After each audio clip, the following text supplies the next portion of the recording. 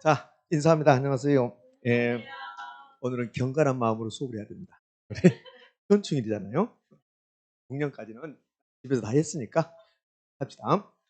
오늘은 시작론 일부하고 정책론까지 해볼 건데 오늘은 그렇게까지는 어렵지 않아요.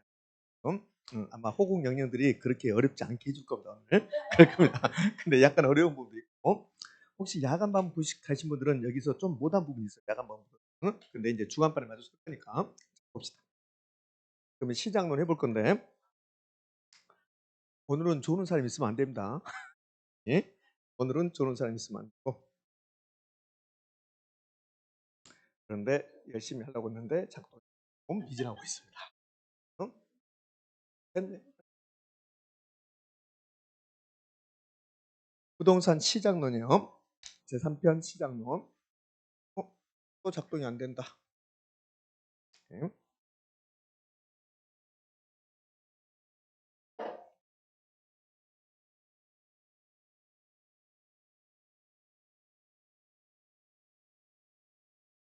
아, 됐네요.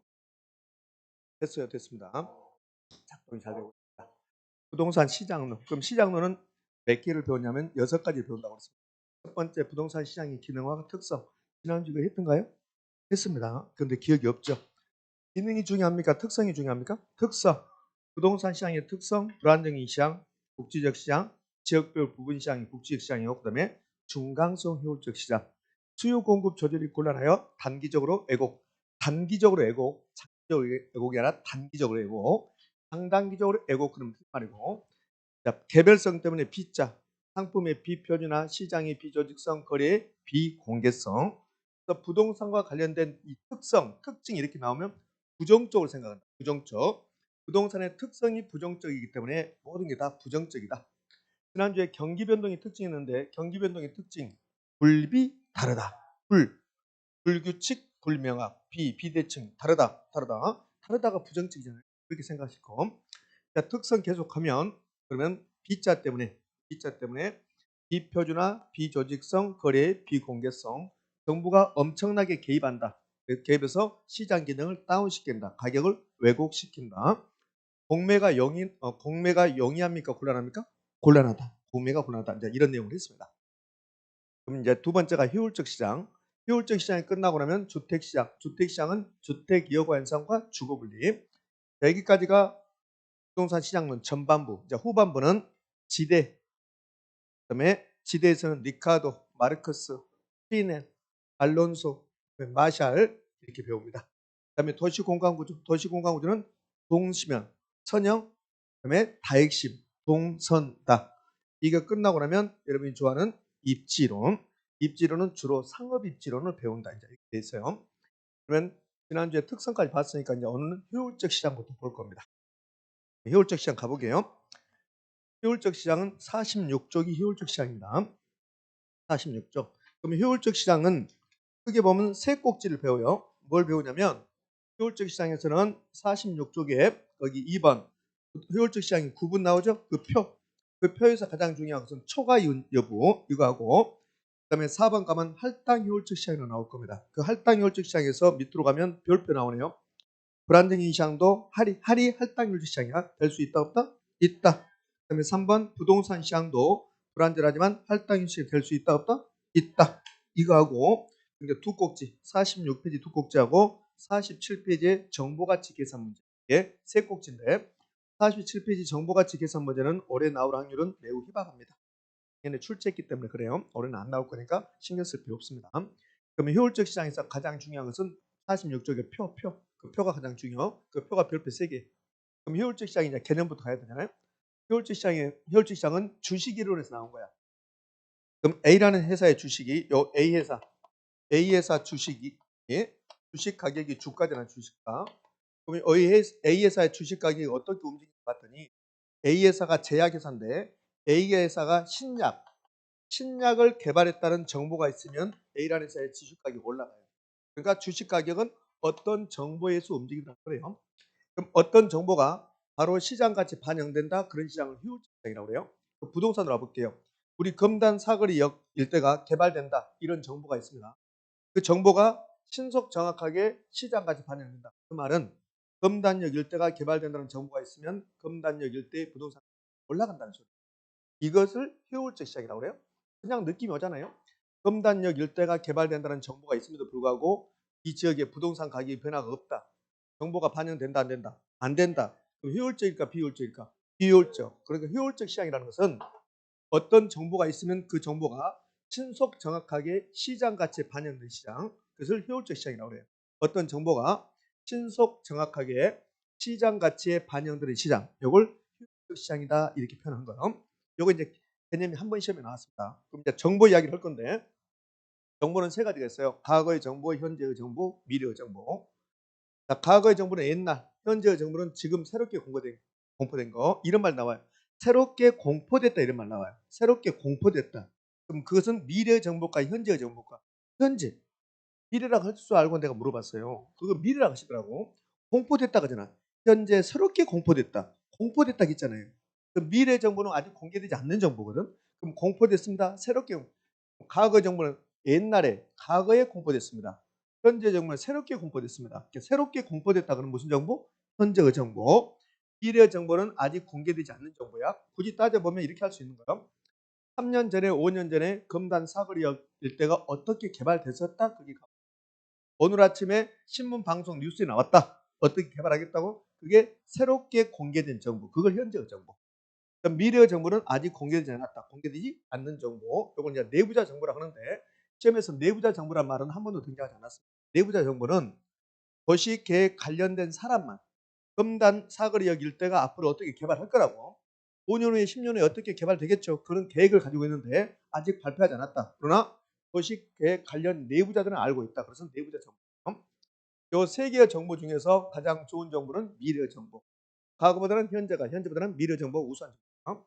이 세 개의 정보를 모든 정보 그랬어요.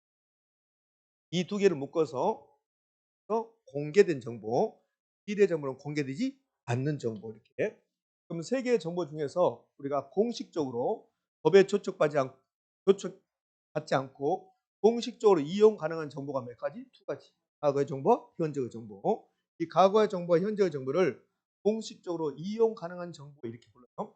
그러면 개념하고 정보 이야기를 좀 했습니다.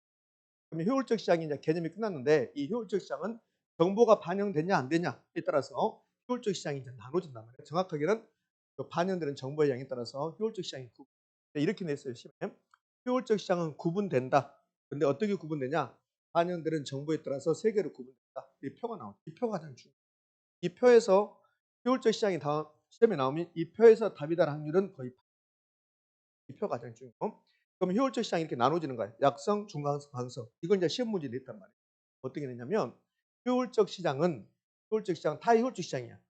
반영되는 정보에 따라서 구분된다. OX, 어떻게? 약성, 중간성, 강성. 그럼 전부 다 효율적 시장인데 효율성이 가장 강하다, 강성. 중간성은 강성에 준한다. 중간성. 그다음에 약성 이렇게. 다 효율적 시장입니다. 그럼 약성 효율적 시장은 왜 약성이냐? 정보가 과거만 반영됐습니다. 그럼 정보가 반영되지 않으면 효율적입니까? 비효율적입니까? 비효율적. 반영됐으니까 효율적인데 반영되는 정보량이 적으니까 약성. 과거 정보만. 중간성은 과거 현재. 강성은 과거 현재 미래. 강성 효율적 시장은 다른 말로 모든 정보 반영 이렇게. 자, 최근에 시험은 이렇게 낸 적이 있어요. 중간성 효율적 시장은 공개된 정보든 공개되지 않는 정보든 모든 정보가 반영되어 있다. VX, X, 숫자를 빼야지. 강성효율적 시장이니까 그렇게 해서 답을 준 적이 있습니다. 자, 이제 분석. 그럼 이걸 기억하셔야 돼요. 어떻게 하냐면 약성효율적 시장은 과거의 정보와 현재의 정보까지 반영. OX, X. 약성은 과거. 예? 오늘은 이 정도는 좀 편하니까 좀 이따가 다른 나라 사람들 나오면 좀 힘들지만 예? 이걸 편하고 이번 시간은 편해. 두 번째, 세 번째가 좀 힘들고 마지막 시간은 좀 쉽고 그래요. 그러면 과거 정보 반영됐다. 이건 됐고 분석이 무슨 말이냐면 여러분이 A회사 주식을 산다 이거예요. 그럼 A회사 주식을 사는데 A회사 주식 가격이 올라갈 것 같으면 그럼 뭐요? 올라갈 것 같으면 주식을 사야 되잖아요. 그럼 떨어질 것 같으면 사지 않아야 되잖아요. 그래서 A회사 주식 가격의 움직임을 분석해 봐. 분석. 이게 이제 분석이야. 분석하는데 근데 과거의 정보만 가지고 A회사의 과거의 영업 실적 같은 걸 가지고 분석하는 것을 기술적. 그럼 기술적 분석이 무슨 말인가? 그런 거 절대 내지 않아요. 그냥 기술적 분석은 과거의 정보를 분석한다. 기본적 분석은 과거와 현재의 정보. 이 두 개를 이용해서 분석하는 것을 기본적 분석. 그러면 기본적 분석을 하고 있으면 기술적 분석이 또 하고 있는 겁니까? 하고 있는 거잖아요. 기술적 분석은 과거, 기본적은 과거, 현재니까. 그럼 기본적 분석은 기술적 분석을 포함하고 있나요? 포함하고 있는 거죠. 물론 그런 건 시험에 내지 않아요. 시험에 내지 않지만 그걸 알아야만이 문제를 풀 수 있습니다. 이런 거죠. 약성혈적 시장은 과거에 좀 반영돼 있고, 과거에 반영됐다는 바는 약성혈적 시장에서 참가하는 사람들은 다 과거의 정보를 분석하는 것, 기술적 분석. 그럼 중간성혈적 시장은 과거의 정보, 현재의 정보가 반영돼 있고, 그러니까 중간성혈적 시장에 참가하고 있는 사람들은 과거의 정보, 현재의 정보를 이용해서 분석하는 것을 기본적 분석하고 있다. 그다음에 강성혈적 시장은 존재하지 않는 시장입니다. 강성혈적 시장은 어떤 시장이냐면 앞으로 부동산 가격이 어떻게 될 것인가, 앞으로 금단역이, 금단 사거리역이, 인천이 어떻게 개발될 것인가, 10년 후에 20년 후에 어떻게 개발될 것인가 전부 다 같이 반영. 그런 시장이 강성. 과거의 정보까지 반영돼 있죠. 저 땅이 이렇게 비싸? 10년 후에 거기다가 높은 건물 지을 거든. 이 땅은 왜 비싸? 10년 후에 여기 지하철역이 들어올 거든. 다 반영된 거야. 그게 강성이야. 그런 시장이 있을까 없을까? 없어요. 그러니까 강성유월적 시장이 돼버리면 중개업소에서 말하는 가격이 다 적정한 가격이고 분석할 필요가 없어요. 분석할 수 있는 시장은 분석할 필요 없다. 정상 이유는 쟁점이 되지 않는다. 전부 다 가능한다. 이렇게 되거든. 약성유월적 시장에서는 정상 이유를 얻을 수 있습니까? 네, 얻을 수 있습니다. 네, 이건 쟁점 아니에요. 초과 이유 쟁점. 초과 이윤을 다른 말로 정상 이윤을 초과하는 이유라고. 정상 이윤을 초과하는 이윤을 초과 이윤 이렇게 해요. 그럼 여기 이제 초과 이윤이 이게 가장 중요한 말인데 이게 시험에서 가장 잘 나오는데 이렇게 하라 했잖아요. 약성이 없는 거. 약성이 혈적 시장에서 초과 이윤 얻을 수 있는 거. 약성이 없는 걸 찾으면 돼요. 그럼 약성이 없는 거. 과거 있네요. 기술적 분석이 있네요. 그럼 과거와 기술적 분석을 통해서는 초과 이윤 얻을 수가 없다. 그럼 약성이 없는 걸 찾으면 돼. 현재, 미래, 기본적 분석. 그래서 약성에서는 현재, 미래 정보, 기본적 분석한다면 초과는 얻을 수 있어요. 중강성은 과거, 현재, 기본적 분석이 있잖아요. 과거, 현재, 기본적 분석. 그럼 기본적 분석 속에는 기술적 분석이 들어가 있죠. 그럼 약성이 없는 것은 아니 중강성이 없는 건 딱 하나밖에 없어요. 뭐요? 예. 그러니까 중강성 혈중 시장은 쉬워요. 중강성 혈중 시장은 오로지 미래의 정보 이용했을 때만 초과는 얻을 수 있는 거예요. 그게 중강성이에요. 그럼 미래의 정보를 이용해서 초과는 얻을 수 있는 미래의 정보를 이용해서 초과인 얻을 수 있는 시장은 몇 가지예요? 두 가지. 약성하고 중강. 오로지 미래의 정보 이용했을 때만 초과인 얻을 수 있는 것은 중강성. 강성은 모든 정보가 반영, 우수한 정보가 존재하지 않는다. 그래서 어느 누구도 어떠한 정보 이용해서 초과인 얻을 수가 없다. 초과인이 가장 중요한데 세 개 중에 하나. 강성은 초과인 없으니까 이 두 개만 기억하면 그러면 가장 중요한 부분 끝났습니다. 요 세 개가 있는데요. 요 세 개 중에서 진정한 의미의 효율적 시장이 뭘까? 강성. 이게 강성이 진정한 의미의 효율적 시장이에요. 지난주에 안정 경쟁하고 불안정 경쟁을 배웠어요. 안정 경쟁과 불안정 시장을 배웠어요. 안정 경쟁 시장은 정보의 안전성 그래. 정보의 안전성. 이 정보의 안전성이란 말이 모든 정보가 반영. 모든 정보 반영. 그러니까 모든 정보가 반영됐단 말은 과거의 정보, 현재의 정보, 미래의 정보가 반영돼. 그러면 이 안정적인 시장은 모든 정보가 반영되는데 이 세 개 시장 중에서 약성, 중강성, 강성 모든 정보가 반영된 시장은 뭡니까? 강성. 그래서 강성효율적 시장이 완전경기 시장에 딱 들어맞는다. 자, 이런 게 우리 시험. 그러면 강성효율적 시장을 좀 볼 건데 강성효율적 시장에서는 모든 정보가 반영됐어요. 그러니까 다른 사람보다 우수한 정보를 빼내기 위해서 건단 사거리 여길 때가 개발된다는 정보 발표하지 않았습니다. 발표하면 이미 공개됐으니까 그 정보를 내가 빼내기 위해서 비용이 들어갈 필요가 없다고. 발표하지 않는 정보가 그걸 빼내기 위해서 비용이 들어간다. 그게 정보 비용이야. 금단 사거리역이 개발된다고 지금 신문 방송에 나오지 않았어요. 근데 소문이 돌아. 그래서 그 정보를 내가 빼내기 위해서 돈이 들어갔어요. 그것을 정보 비용이라고. 그러면 약성이율적 시장에서는 빼낼 정보가 있어요, 없어요? 있잖아. 약성에서는 현재의 정보, 미래의 정보. 그럼 강성에서는 모든 정보가 반영돼 있죠. 그 빼낼 정보가 있어요, 없어요? 없지. 비용이 없지. 그래서 강성효율적 시장은 우수한 정보가 없다는 거야. 빼낼 정보가 없다. 그럼 정보 비용도 없다. 초과이용도 없다. 우수한 정보가 있어야만이 초과이용 얻을 수 있고 다른 사람보다 더 좋은 정보를 가지고 있어야만 초과이용 얻을 수 있고 자, 여기 우리 검단 사거리역 일대가요. 개발된다는 정보가 있어요. 아직 발표하지 않았습니다. 근데 여러분들은 그 정보를 몰라요. 저는 알고 있는 거예요. 그러면 저는 그 정보를 빼내기 위해서 돈이 들어가겠네. 그걸 정보 비용. 우수한 정보를 빼내기 위해서. 그럼 저는 우수한 정보를 이용하면 여러분보다 더 많은 돈을 벌 수 있다 없다? 있다. 그게 초과이용. 근데 방송효율적 시장은 모든 정보가 반영되어 있어요. 그래서 우수한 정보가 존재하지 않습니다. 정보 비용도 존재하지 않습니다. 우수한 정보 이용했을 때 초과이용 얻을 수 있는 거예요. 그러니까 초과이용 존재하지 않죠. 강성효율적 시장이 나오면 없다 해버리면 돼요. 없다. 강성효율적 시장 우수한 정보, 정보 비용 초과이용 존재하지 않는다. 그다음에 현실적으로 강성효율적 시장이 존재할까 존재하지 않을까? 존재하지 않는다는 거예요. 존재하지 않는다. 이론적으로 책에만 있는 거지. 자, 이제 이거 봤네. 강성효율적 시장은 완전기 시장의 가정에 가장 부합하다. 딱 들어맞는다. 있고 그다음에 3번 효율적 시장의 포함 관계. 중강성 효율적 시장이 되면 과거의 정보와 현재의 정보 반영해요. 그럼 중강성 효율적 시장은 약성을 포함합니까? 포함하지 않습니까? 포함하고 있잖아요. 그럼 강성효율적 시장은 중강성을 포함합니까? 포함하지. 그래서 효율적 시장의 포함 관계는 중강성이 약성을 포함하고 강성은 중강성, 약성을 포함하고 되셨죠? 예. 가장 중요한 표 끝났습니다. 예. 그러면 이제 이어지는 게요. 부동산 시장의 효율성. 그러면 효율적 시장이 지금 이렇게 효율적 시장이 세 개가 있었습니다. 그럼 우리의 관심사는 그럼 과연 부동산 시장이 어디에 속할까? 만약에 부동산 시장이 강성효율적 시장이라면 부동산 시장에서는 초과이익을 얻을 수가 없어. 근데 부동산 시장이 약성효율적 시장이라면 현재의 정보, 미래의 정보, 기본적 분석에서 초과이익을 얻을 수 있는 건데 그러니까 강성효율적 시장은 아닙니다. 부동산 시장은 미래의 정보 이용하면 우수한 정보 이용하면 초과이익을 얻을 수 있으니까 강성은 아니죠. 그러니까 부동산 시장은 중강성입니다. 강성. 그래서 이렇게 나오죠.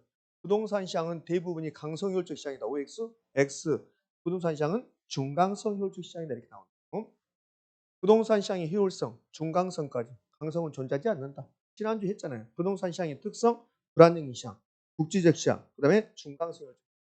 그럼 부동산 시장이 중강성 효율적 시장이란 말은 미래의 정보 이용하면 초과는 얻을 수 있다 없다? 있다 그 말이죠. 예?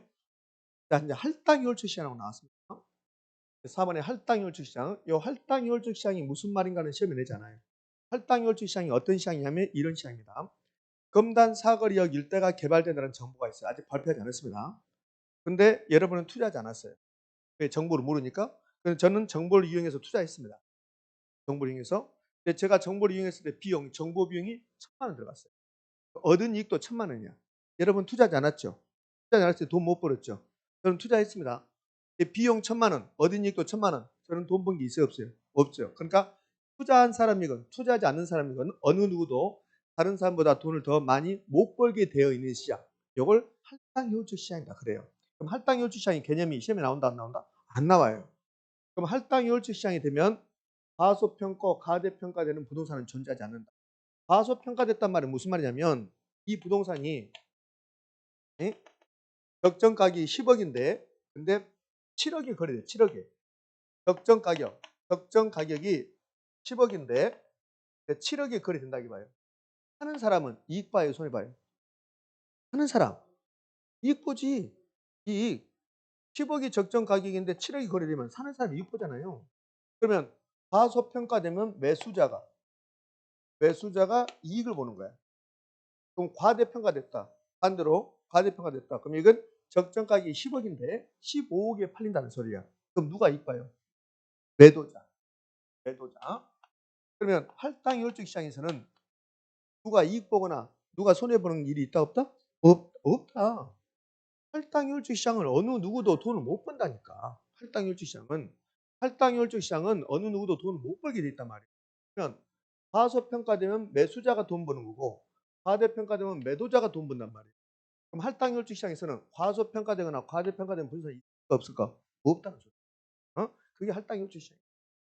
그럼 할당 효율적 시장이 돼버리면 과소평가되거나 과대평가된 분산은 존재할 수가 없다. 이게 할당 효율적 시장인데 그럼 얘 봐요. 완전 경쟁 시장은 할당 효율적 시장인가를 보는 거예요. 완전경 시장은. 그럼 완전경 시장은 모든 정보가 반영돼. 다른 사람보다 더 우수한 정보를 이용해야만 초과를 얻을 수 있어요. 근데 완전경쟁 시장은 모든 정보가 반영돼 있어요. 강성혈치 시장은 똑같아. 그럼 강성혈치 시장은 초과인이 있어요, 없어요? 없잖아요. 그러니까 완전경쟁 시장은 정보 비용이 존재하지 않고 초과인이 존재하지 않는다. 고로 완전경쟁 시장은 할당혈치 시장이 된다. 됐죠? 완전경쟁 시장. 자, 요거는 중요성이 좀 떨어져요. 중요한 것은 그게 중요한 거예요. 부동산 시장이 할당효율 시장이 될 수 있는가 없는가 그게 중요한 거예요. 우리가 부동산 시장을 배우니까. 그럼 부동산 시장을 어떻게요? 부동산 시장은 불안정인 시장입니다. 불안정인 시장. 그러니까 부동산 시장은 모든 정보가 반영되는 게 아니죠. 그러니까 정보 비용이 필요하지. 그러면 우리 검단 사거리역 일대가 개발된다는 정보가 있다. 그럼 아직 발표하지 않았으니까 정보 비용이 필요하단 말이에요. 그럼 완전경쟁 시장은 정보 비용이 존재하지 않고 불안정인 시장은 정보 비용이 존재해요. 그럼 검단 사거리 일대가 개발된다는 정보가 있어요.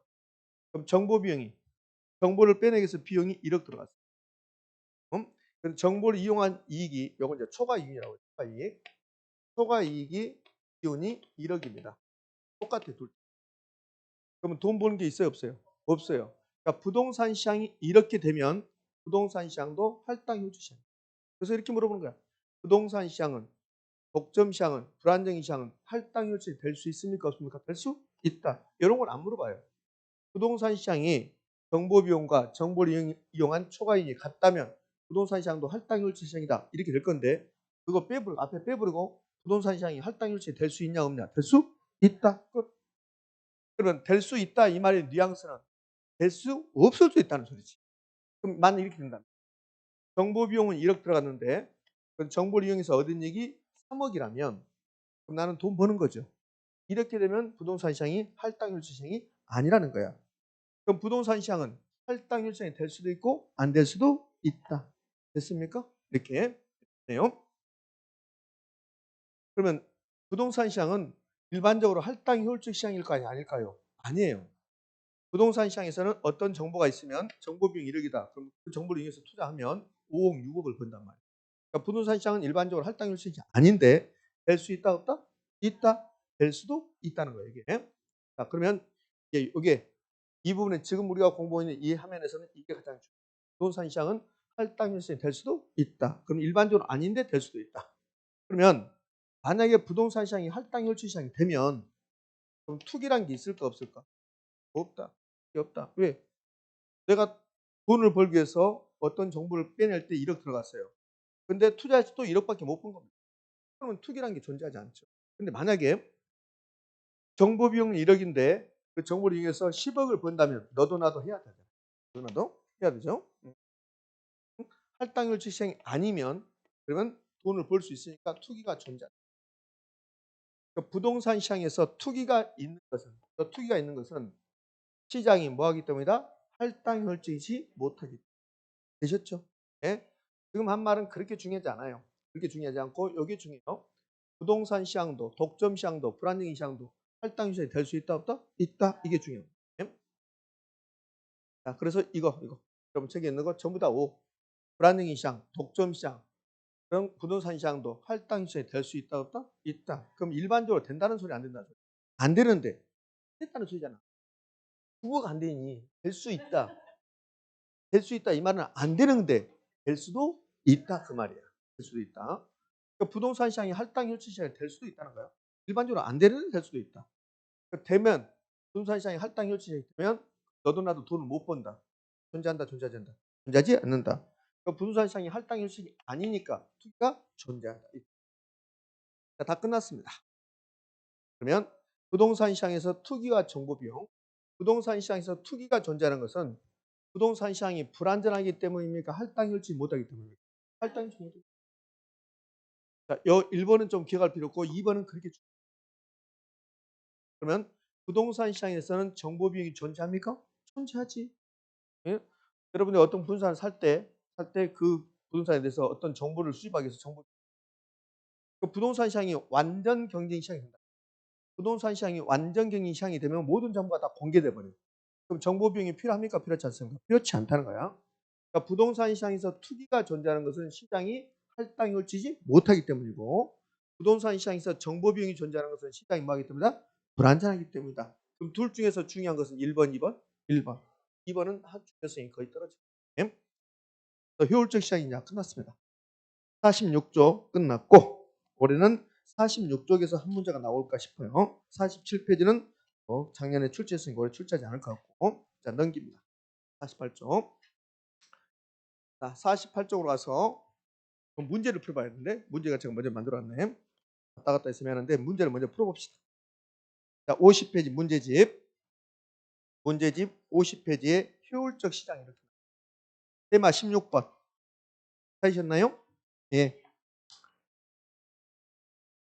27회 때 나왔던 겁니다. 테마 16번 17회 때 틀린 거 그렇습니다. 1번 효율적 시장은 어떤 정보를 지체 없이 가치에 반영함에 따라서 구분될 수 있다. 효율적 시장이 구분된다는 소리야. 어떻게? 약성, 중강성, 강성.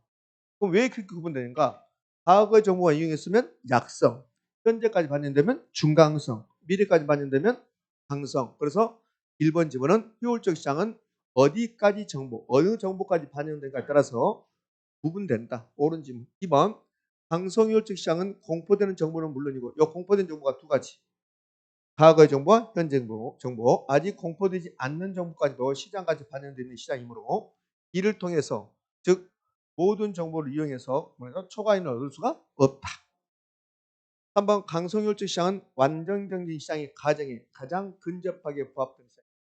강성효율적 시장이 완전경제 시장에 딱 들어맞는다 그 말이에요. 옳은지요. 4번 약성효율적 시장에서는 현재 가치에 대한 과거의 역사적 자료. 이걸 여러분 힘들어하더라고요. 현재 가치에 대한 과거의 역사적 자료 분석했다. 이걸 5글자로 말하세요. 그렇죠. 여기에 기술적 분석입니다. 현재 가치, 지금 시장 가치에 대해서 과거의 역사적 자료, 과거의 정보를 분석했다는 소리. 이게 기술적 분석입니다. 그럼 이렇게 할 수 있어요. 4번 집은 약성효율적 시장에서 기술적 분석하여 정상이율을 초과하는 이유. 이게 초과이율, 획득할 수 있다. OX. 아무 생각 없이 대답하지 말고. 자, 4번 봐요. 약성효율적 시장에서 여기 기술적 분석하여 정상이율을 초과하는 이유를 획득할 수 있다 없다? 없다. 약성은 과거의 정보, 기술적 분석에서는 초과인을 얻을 수가 없잖아요. 약성에서 초과인을 얻을 수 있는 것은 현재, 미래, 기본적. 답이 4번이죠. 틀린 거 고르겠으니까. 5번 중강성효율적 시장은 과거의 추세적 정보, 이게 과거의 정보뿐만 아니라 현재 새로 공포된 정보, 이게 새로 공포된 정보가 미래 정보입니까? 현재 정보입니까? 현재.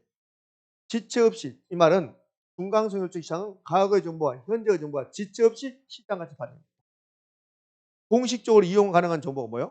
과거의 정보와 현재의 정보. 그러면 5번 질문은 이거잖아요. 중강성효율적 시장에서는 과거의 정보, 현재의 정보, 즉 기본적 분석을 하여 투자해도 초과인을 얻을 수가 있다 없다? 없다. 그럼 중강성효율적 시장에서는 무슨 정보 이용했을 때? 미래 정보 이용했을 때 초과인을. 여기서 힘 빼면 안 돼, 여러분들. 여기서 힘 빼는 게 아니라고. 힘은 어디서? 투자를 해야 돼. 여기서 힘 다 빼고 투자를 해서 거의 사망 상태고. 그러면 안 되지. 이거는 뭐 너무나 당연한 거다 이렇게. 자, 이제 2번 문제 가면 유사 문제 2번 30. 부동산 시장에 관한 설명으로 틀린 거 그런데 1번 부동산 대체가 불가능한 자이기 때문에 부동산 시장에서 공매가 빈번하게 발생한다. 공매가 안 된다 했잖아요. 여기 이제 이거 보는 게 이거죠. 2번 답은 몇 번이고? 1번이고 2번 부동산 시장이 강성일주 시장일 때는 초과인을 얻는 것은 불가능하다. OX? O. 3번 부동산 시장은 부동산의 유형, 규모, 품질 등에 따라 구별되는 하위 시장, 구분 시장이 존재한다. 이 유형이 주거용, 상업용, 공업용. 규모는 33평, 43평 이런 게 품질 좋고 나쁘고 구분된다. 존재한다. OX? O. 4번 부동산 시장이 중강성일주 시장일 때는 새로운 정보는 공개되는 즉시 요 새로운 정보가 공개되는 즉시 이게 무슨 정보야? 현재의 정보. 현재의 정보. 시장에 반영된다. 그럼 4번 질문은 중강성혈주 시장은 현재의 정보가 반영된다. OX? O. 5번 부동산 시장은 불안정인 시장이더라도 할당유 시장이 될 수 있다 없다? 있다. 5번 질문은 부동산 시장은 불안정인 시장이지만 정보 비용과 정보를 이용한 초과이익이 같다면 비록 불안전하지만 할당유 시장이 될 수도 있다. 아니야, 저는 주택시장 갈 겁니다. 48쪽 주택시장. 그 주택시장에서 1번 주택시장의 특징 볼 필요 없습니다. 그 밑에 주택의 수요와 주택의 소요가 있는데 주택의 수요와 주택의 소요는 같은 말, 다른 말? 다른 말이다. 요것만 하시면 돼요. 그럼 주택의 수요가 뭐고 주택의 소요가 뭐냐? 그런 거 필요 없어요. 주택의 수요와 주택의 소요는 같은 말, 다른 말? 다른 말. 그럼 주택의 수요는 우리가 알고 있는 수요, 우리 수요 공부에서 배웠던 수요, 구매 의사와 지불 능력을 두 가지를 갖는 거. 이게 유효 수요. 주택의 소요는 내가 주택을 살 의사는 있지만 지불 능력이 없는 거. 지불 돈이 없는 거. 돈이 없지만 주택을 사고 싶다. 그걸 주택의 소요라고 그래요. 이거 하지 말고 주택의 수요와 주택의 소요는 같은 말, 다른 말? 다른 말. 그게 유일하게 나온. 자, 이제 주택 시장 그러면 주택 여과 현상과 주거 분리야. 어려운 거 아니니까 제가 빨리 가볼 건데 여러분 책에는 지금 이게 있는 게 아니라고. 이게 있는 게 아니라 여러분 책에 이게 있는 거야. 이 그림이 있다고 이렇게. 그럼 주택 여과 현상은 이런 말 했잖아요. 주택 여과 현상은 주택이 마치 정수기 역할을 하는 거. 이렇게 주택이 있어요. 그럼 신규 주택. 신규 주택이 이거 고소득자가 사용했어요. 고소득자는 소득 상위 계층. 그럼 소득 상위 계층이 사용하고 있다가 시간이 흘러가서 노후화되면 고소득자가 떠나요. 떠나면 여기에 뭐가 생기고 1번 고수 살고 있었다. 2번 고수 떠난다. 그러면 3번 이거는 빈 공가가 발생한다. 그럼 이 공가에 4번 공가에 저소득자가 들어온다. 5번 이건 저소득 계층, 소득 하위 계층이 사용하게 된다. 이런 것들을 주택 이용화 현상이라고 해요. 그럼 주택 이용화 현상은 주택이 마치 정수기가 물을 걸러내듯이 이용 주체를 이용하는 사람을 걸러낸다. 이걸 주택 이용화 현상. 그럼 주택 이용화 현상은 두 가지가 있는 거예요. 고소득자가 살다가 저소득자 상으로 바뀌었다. 그럼 소득 상위 계층이 살다가 하위 계층으로 바뀌었다. 이것을 하향여가. 그럼 이 주택이 이제 재건축된다면 다시 고소득자가 살게 된다. 그럼 저소득층이 살다가 재건축돼서 고소득층으로 살게 된다. 저소득층은 소득 하위 계층, 고소득층 소득 상위 계층. 그럼 하위 계층에서 상위 계층으로 올라갔다. 이건 무슨 여가? 상향여가. 끝이야. 볼까요? 고소득층 주거지입니다. 고소득층 주거지는 소득 상위 계층이 살고 있어요. 근데 주택이 노후화돼 시간이 흘러가서 그럼 노후화되면 고소득자는 떠나요. 거기에 빈집이 발생해. 공가. 거기에 저소득자가 들어와요. 그래서 저소득 계층이 사용하는 거야. 이렇게 되는 것을 뭐라고 하냐면 하향여가라고 해요. 고소득 계층이 사용했다. 소득 상위 계층. 저소득 계층, 소득 하위 계층. 상에서 하로 갔다는 소리. 이걸 하향여가. 그럼 하향여가 됐단 말은 저소득층 인구가 증가했을까 감소했을까? 증가. 저가주택의 수요 증가. 근데 이 주택이 계속 노후화되면 계속 여기서 살 수는 없는 거고 재건축 재개발이 이루어져요. 그럼 재건축 재개발이 이루어진다면 그러면 이제 소득 상위 계층 상으로 바뀌어요.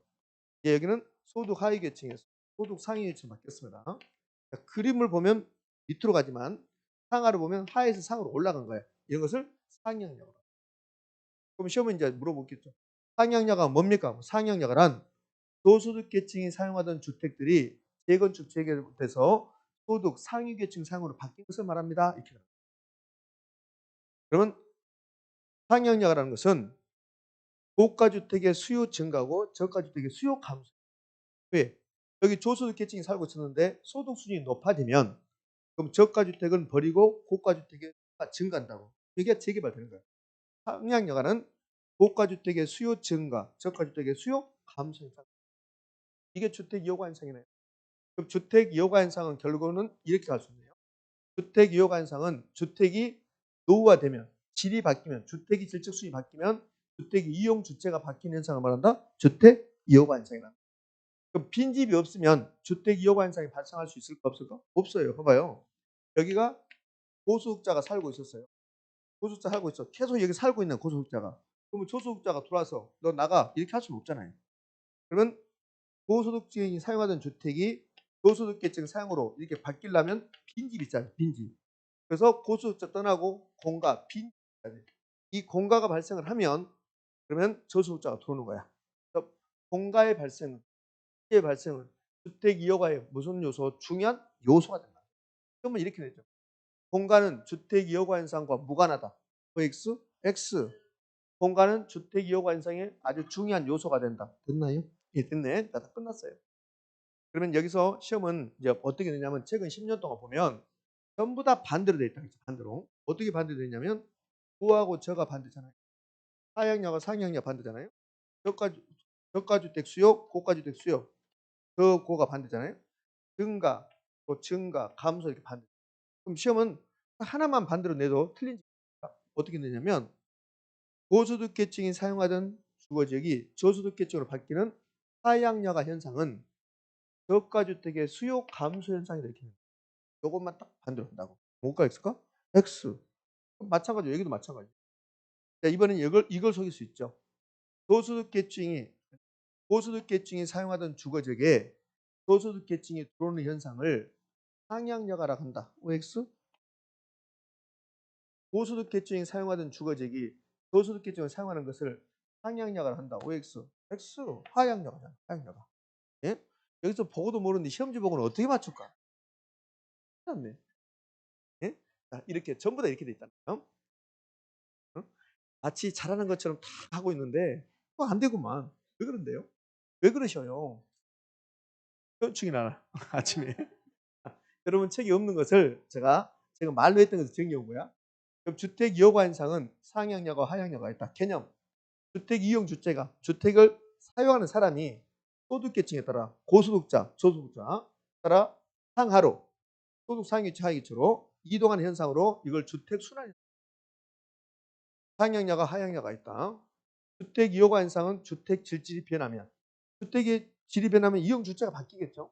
가구 이동에 관한 이론으로 공가 발생 빈집은 주택 이용 과정의 중요한 구성 요소 중에 하나겠죠. 예?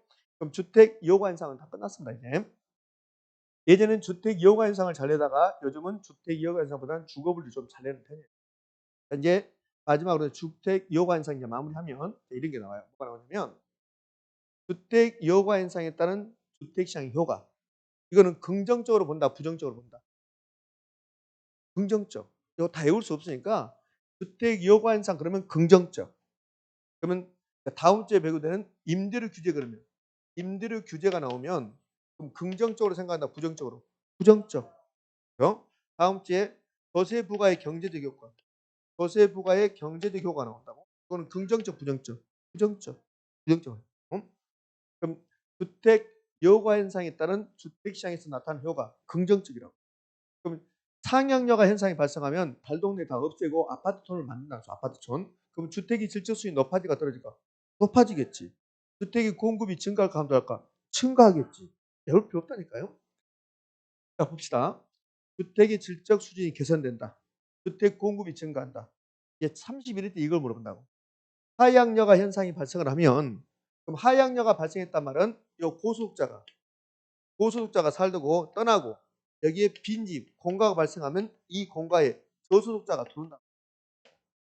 그렇죠?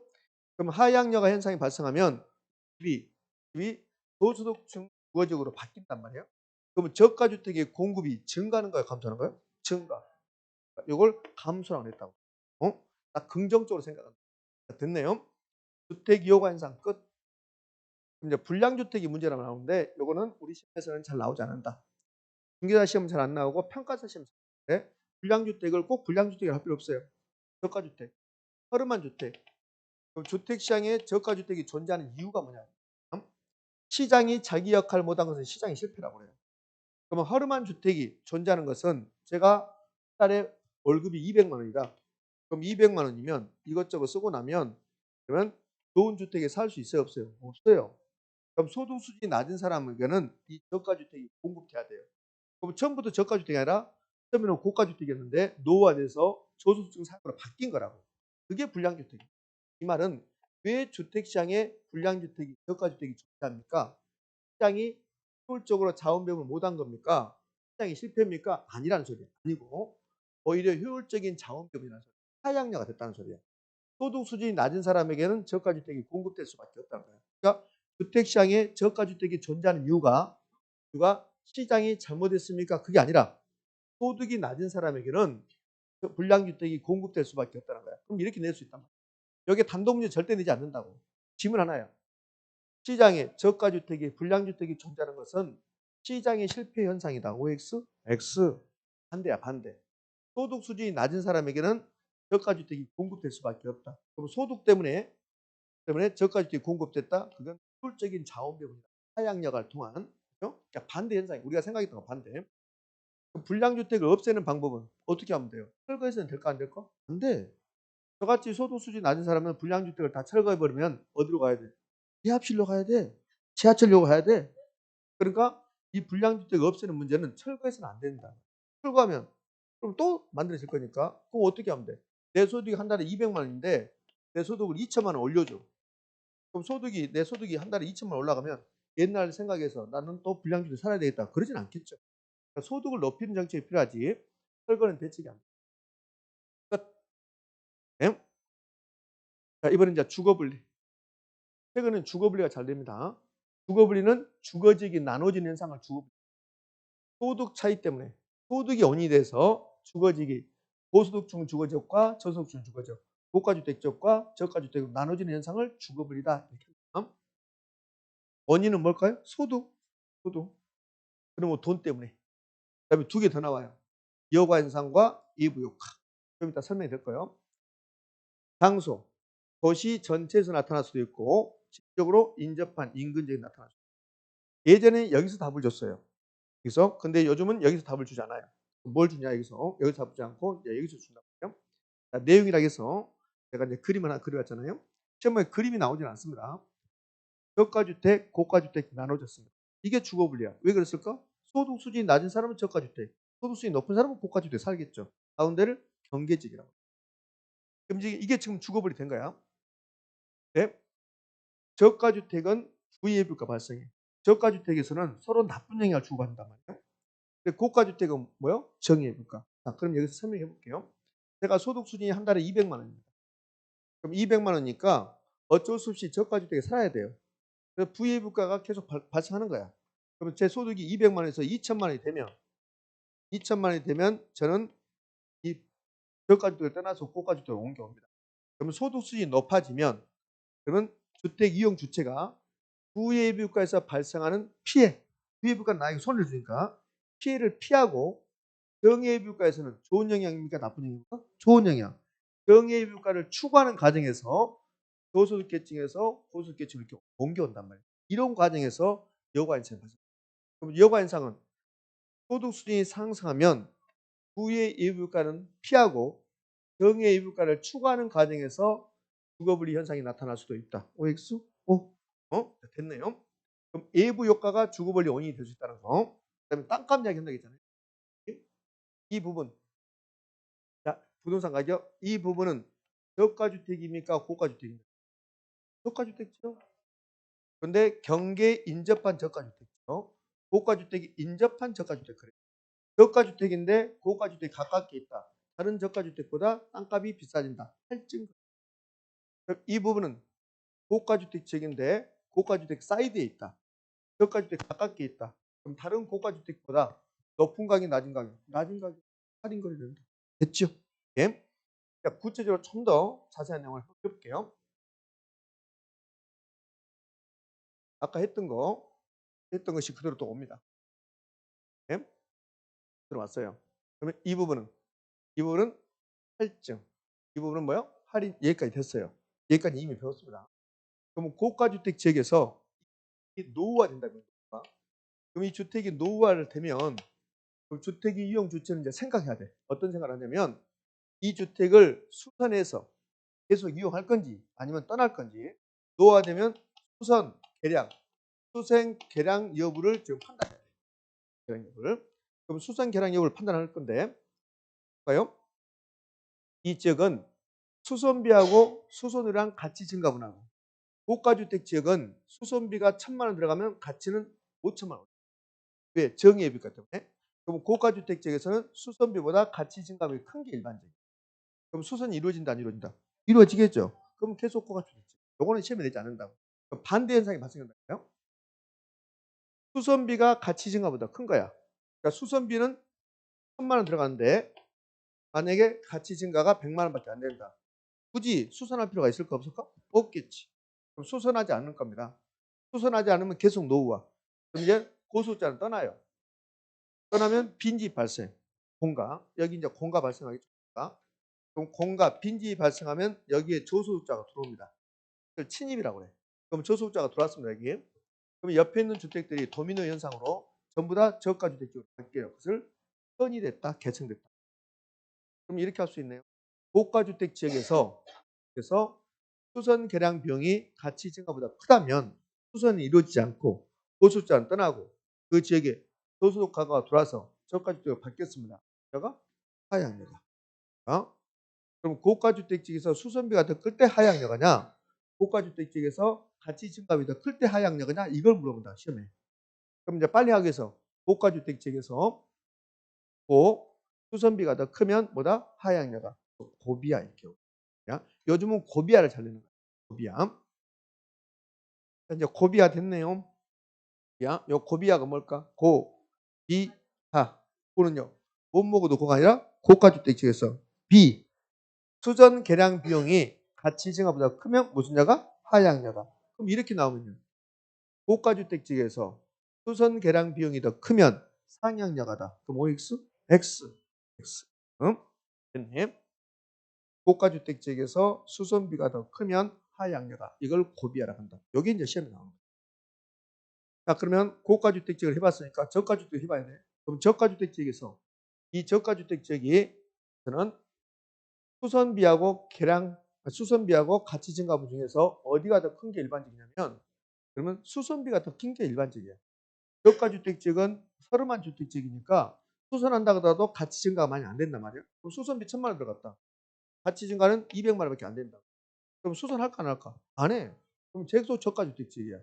근데 만약에 1번처럼 저가주택 지역에서 수선비가 1,000만 원인데 가치 증가가 1억 된다면 그럼 너도나도 재건축, 재개발 이루어질 거야.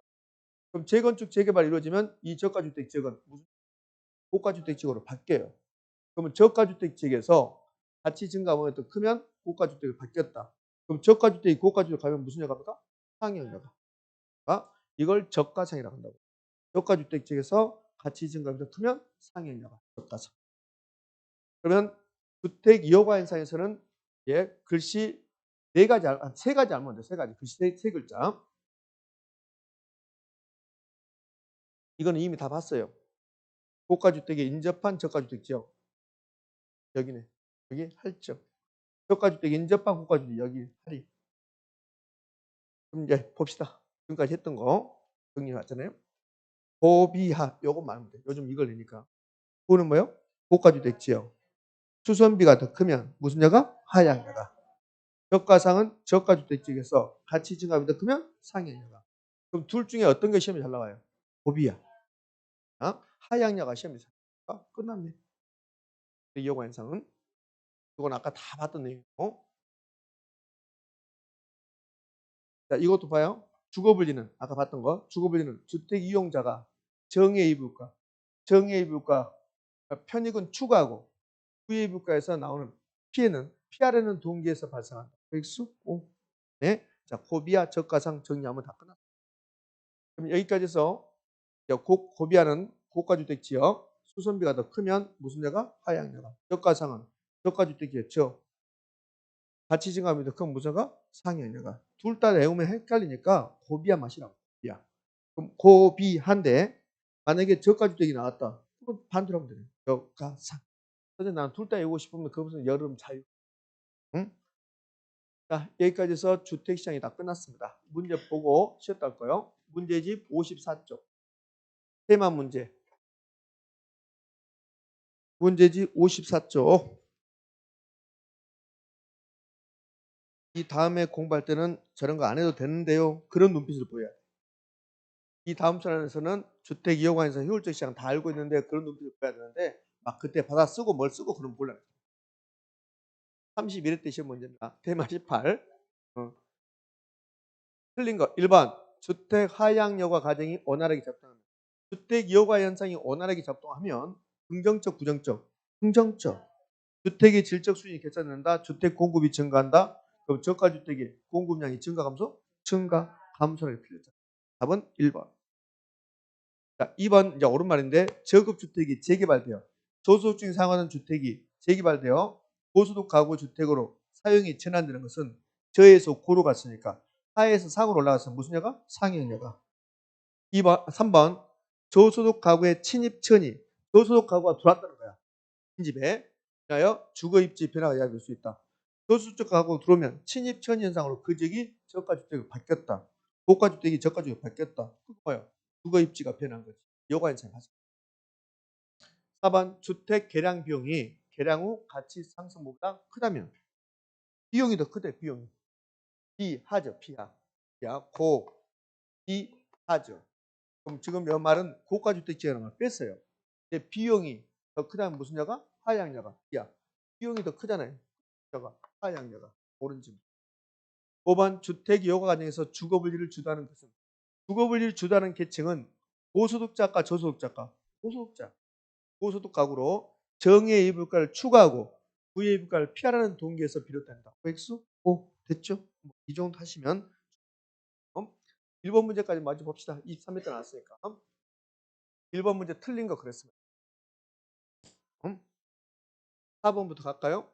주택 하향여가는 소득 증가로 인해서 저가주택의 수요가 감소할 땐가 증가할 땐가? 증가죠. 이렇게. 나머지 지문은 여러분 보시기로 하고 5번 지문도 한번 봐봐요. 주택 이용 과정이 원활하게 작동하면 주택시장의 주택 이용 긍정적으로 작동한다면 주거의 질을 뭐 한다? 개선한다. 주택 공급도 뭐 한다? 증가한다. 됐습니다. 자, 쉬었다가 여러분이 좋아하는 GD로 갑니다.